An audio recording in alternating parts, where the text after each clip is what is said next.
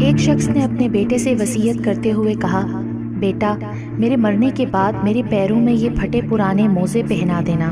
میری خواہش ہے مجھے قبر میں اسی طرح اتارا جائے۔ باپ کا مرنا تھا کہ غسل و کفن کی تیاری ہونے لگی۔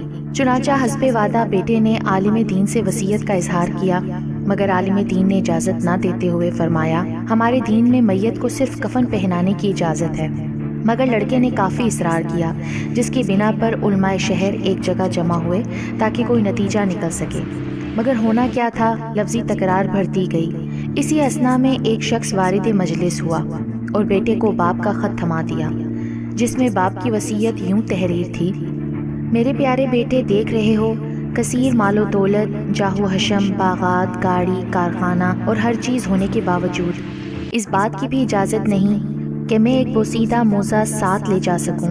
ایک روز تمہیں بھی موت آئے گی، آگاہ ہو جاؤ کہ تمہیں بھی ایک کفن ہی لے کے جانا پڑے گا، لہٰذا کوشش کرنا کہ جو مال و دولت میں نے ورثے میں چھوڑی ہے اس سے استفادہ کرنا، نیک راہ میں خرچ کرنا، بے سہاروں کا سہارا بننا، کیونکہ جو واحد چیز قبر میں تمہارے ساتھ جائے گی وہ تمہارے اعمال ہوں گے۔